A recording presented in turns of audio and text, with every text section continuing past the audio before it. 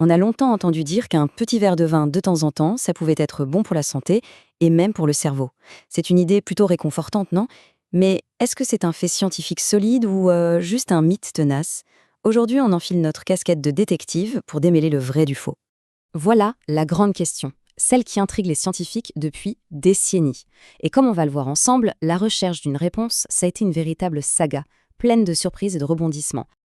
Alors, commençons par le début de l'enquête. Le point de départ de toute cette histoire, c'est ce fameux mythe.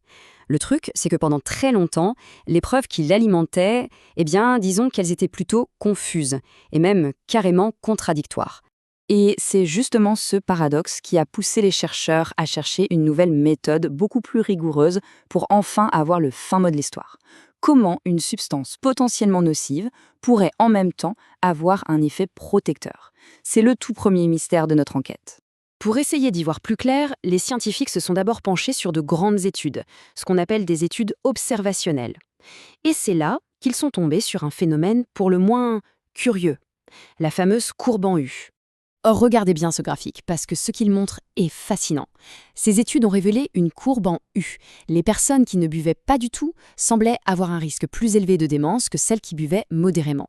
Bien sûr, les gros buveurs avaient le risque le plus élevé, ça ce n'est pas une surprise. Mais ce creux au milieu, c'était une véritable énigme. Cet effet protecteur apparent semblait presque trop beau pour être vrai. Et comme dans toute bonne enquête, il faut toujours se méfier des premières apparences. Les chercheurs ont commencé à se dire qu'il y avait peut-être un loup quelque part. En creusant un peu, on s'est rendu compte qu'il y avait 3 gros problèmes avec ces études. Le premier, la causalité inversée. En clair, ce n'est pas l'abstinence qui cause des problèmes de santé, c'est souvent l'inverse, des problèmes de santé qui poussent à arrêter l'alcool. Deuxième souci, une erreur de groupe. On mettait dans le même sac des gens qui n'avaient jamais bu et d'anciens gros buveurs. Rien à voir. Et enfin, plein de facteurs de confusion, comme le mode de vie qui n'était pas bien contrôlé et qui faussait complètement les résultats.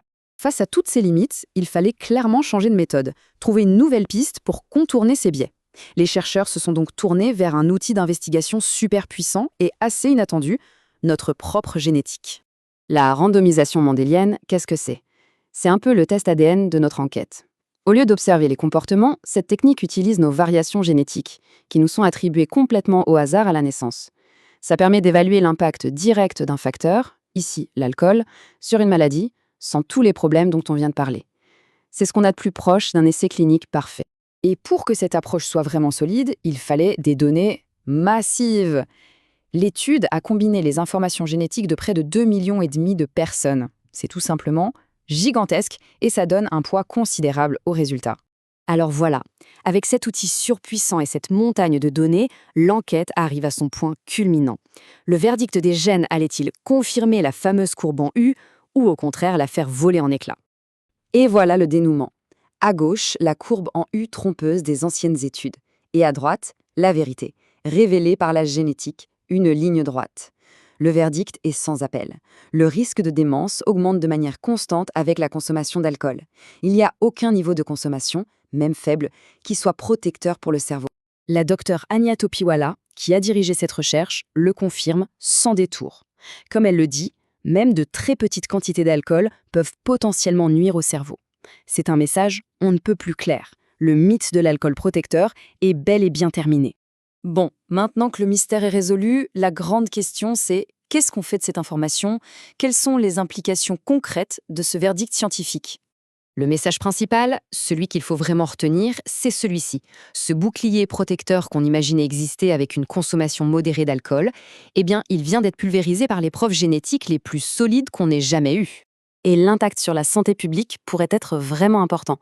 Les auteurs estiment que si l'on parvenait à diviser par 2 le nombre de personnes qui souffrent de troubles liés à l'alcool, on pourrait potentiellement réduire le nombre total de cas de démence de 16%. C'est un chiffre considérable. Bien sûr, comme toute bonne science, cette étude a ses limites et il faut en être conscient. L'analyse s'est principalement concentrée sur des populations d'origine européenne et les données sur la démence provenaient de dossiers médicaux. Les chercheurs soulignent donc que ces résultats devront être confirmés par de futures recherches. Cette enquête se termine donc sur une question absolument essentielle.